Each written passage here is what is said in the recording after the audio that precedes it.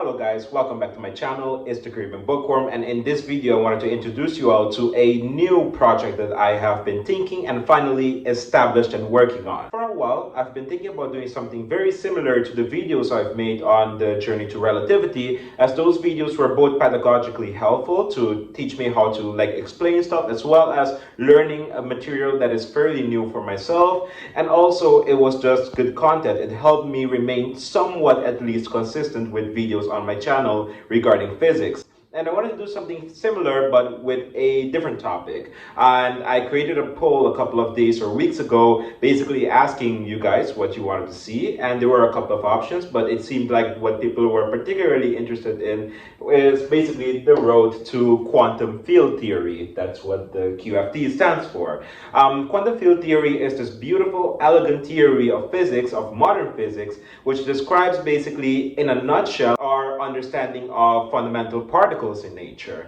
From the theory known as quantum field theory, which was a theory which had a bit more of a rocky history compared to something like general relativity. From this theory, physicists were able to describe what is known as the standard model of particle physics, one of the most complete descriptions we have of subatomic particles. This theory, despite its rocky history, became one of the most well-known theories in modern physics and even one of the most precise ones out there. One of the first earlier versions of this theory, quantum electrodynamics, is actually able to predict the G factor, or the anomalous magnetic moment of an electron, to up to extreme precision. So it is a very elegant theory. It is a very useful one, not just for particle physics, for understanding subatomic particles, particle creations, and various interactions you have with these subatomic particles, but it is also applicable to other areas of physics. For example, people that are doing theoretical condensed matter physics use quantum field theory to study things like many-body physics, where you have a bunch of particles, say, in a material, and you want to study some interesting electronic properties or some interesting material properties. And you also have applications of this theory to something like cosmology, where cosmologists are interested in looking at the early ages of the universe, in which the universe was significantly very, very small, up to the point in which quantum effects become relevant. So this theory, especially if you're interested in modern theoretical physics, it is a pretty nice thing to learn. So what does it entail to go through a journey such as our journey to relativity, but now for something like quantum field theory? Well, one thing that I should give as a disclaimer is that this theory is significantly tougher, at least in my opinion, to tackle and structure, in contrast to something like relativity. Relativity is still hard, especially if you get up to the point of something like general relativity, as it becomes increasingly challenging. The mathematics become more tedious, as you might have even noticed with our journey to relativity, through which we needed to cover things like tensors and Christoffel symbols, which become calculationally very heavy. Although we could have dived even further into those topics, since there was a lot that I didn't cover, but you could already get a gist of how complicated these things might be. And at the end of the day, for that playlist, to understand special relativity, a lot of the tensor notation, at least if you wanted to get a basic understanding of it, wasn't actually necessary. Though if you want to get more serious about it, then that tensor notation stuff starts becoming really handy, as we will actually notice in this playlist. In this playlist, we are going to use some of those, well, more intense maths, you could say. That's the first bit which we are going to be covering in this playlist, our road to quantum field theory, is actually special relativity. So if you've seen basically the journey to relativity, you're kind of in luck. It will be a bit of a repetition, but there will be some new things covered in terms of special relativity, as I will actually be talking more in depth about things like four vectors, the Minkowski line element, and also things regarding some applications in relativistic electrodynamics. So you will be seeing some things like the electromagnetic field strength tensor and many of those other things which I haven't touched upon at all in the journey to relativity. So we're going to be talking about that and kind of introducing the language of tensors and some of that more mathsy notation, you could say, to talk about special relativity as it becomes very important. And I got some nice illustrations right here to accompany the subject. And after that, we're going to be talking about the next big thing to cover and learn quantum field theory, and that is, of course, quantum mechanics. As quantum mechanics itself is a very important theory, and it's also in the name as well. Quantum mechanics basically covering things like some of the, you could say, faults that there existed with classical physics, the predictions made by classical physics, and some of the solutions to these problems that came in the early 20th century with some experiments of relevance and also some theoretical formalism, most particularly and famously the Schrödinger equation. For this subject, the mathematics of linear algebra will be very, very, very important, as we will basically be using linear algebra to do things like doing eigenvector and eigenvalue problems, to do things like solving the eigenstates of a particular system and things along those lines.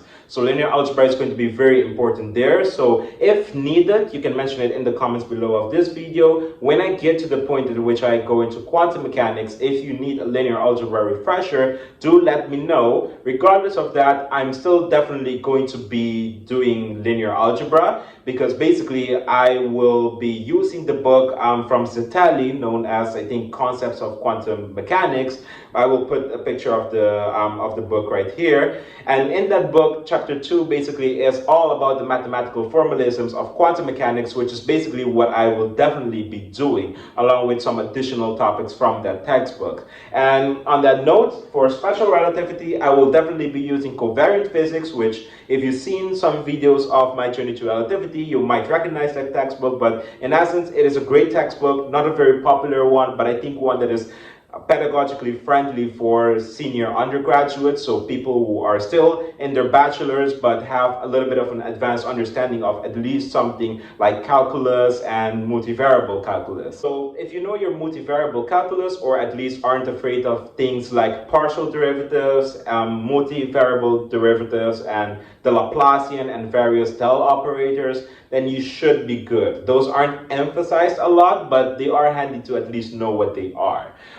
So that's for special and quantum mechanics. Lastly, the other thing which we are going to be covering, which is a big part of quantum field theory, is group theory. Group theory is a branch of mathematics which in and of itself is not so simple from what I understood. It is a branch of math that feels like linear algebra but on steroids. It has another layer of abstraction onto it, and it is a very daunting thing, honestly, but it is the reason why I enjoy these types of playlists, because it allows me to kind of have to go through this material, learn it in order to even present it to you guys in the first place. So it presents an interesting challenge, and also would very likely give me the opportunity and excuse to learn this new branch of mathematics.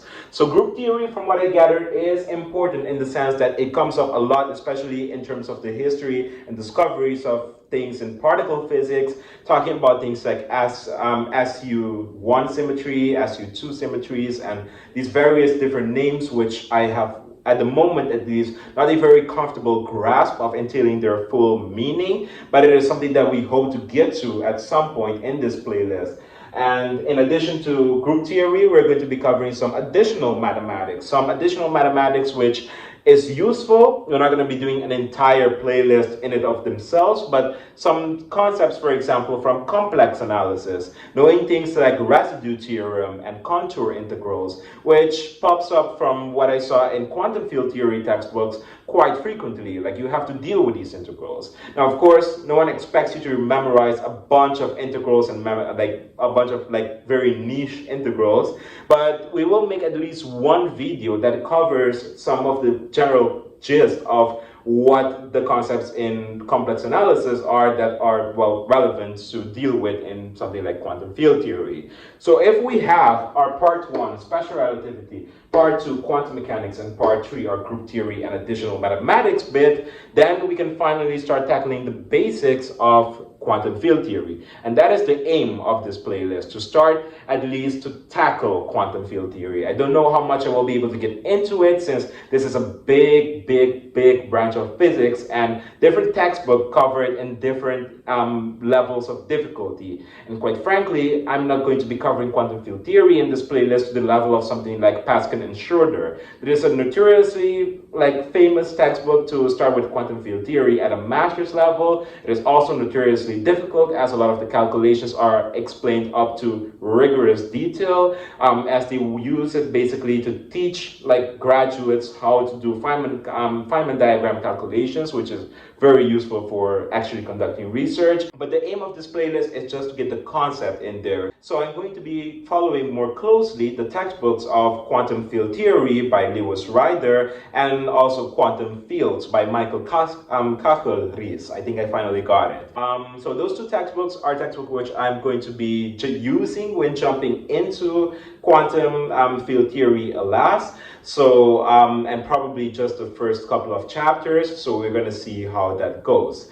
But at the end of the day, this is basically the overall outline for the road to quantum field theory. I hope you guys are looking forward to it. And before I end the video, one other thing which is a branch of physics, and actually a very relevant one if we want to do quantum field theory, is something called classical field theory, which you might imagine is the classical, you could say, well, kind of equivalent, roughly speaking, of something like quantum field theory. It is not exactly the same, but classical field theory is, well, as the name suggests, the classical theory which deals with something like fields, which you can imagine, for example, having like a room, like this classroom we're standing in, or a box that has a bunch of points, you could say even infinite amount of points, so that the distribution is continuous within this particular volume. And each of those points contain a particular value for something like temperature in this case.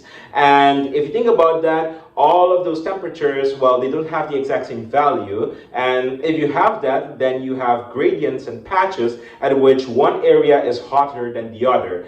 These are what you could call perturbations in that temperature field. And in essence, quantum field theory goes to the punchline that when you have quantum fields, and quantum fields can be many different things, like different particle fields, like all of the quarks, which you might have heard, like atoms being consisted of different quarks. All of these different quarks with all of these funny names have their own field. Even the electron has its own field. And also the way in which particles interacts, which in quantum field theory is not due to, say, in the case of two charged particles, an invisible force or field lines, but it is actually due to something called a boson particle, which actually acts as this intermediate or messenger type of particle, or force-carrying particles, that is officially known as. And these force-carrying particles also have their own fields, and one of them is the photon field, the photon being the mediator of you could say information from one charged particle to the other. I'm getting ahead of myself, but the punchline is that fields are an important topic in physics. You see them pop up a lot, and not just in the modern physics sense of things, but also on the classic physics sense of things. So with things like electromagnetism, it is one of the most famous classical field theories. Also, in a good sense, gravitational physics is also a field theory. So we're going to be looking at field theories as well, classical field theories. And that's going to start actually relatively soon. That is going to start at the moment at which I'm going to be covering special relativity, as basically, as I mentioned before, I'm going to be using covariant physics, and by the end of the chapter on special relativity in covariant physics, he actually starts talking about some of the Maxwell's equations for formalism in terms of special relativity, to start introducing that tensor notation in terms of electromagnetism. And don't worry, if you're not very comfortable with Maxwell's equation and electromagnetism, we're going to go through it. We're going to take our time. And after that, I'm going to be jumping on to chapter 8 from the book, which is classical field theory. So talking about fields, as I've roughly described them just a couple of moments ago, as well as one of the most important things with fields, which is basically looking at the Lagrangian of a field, which is a concept from classical mechanics at which you have something that is defined as the kinetic energy of a system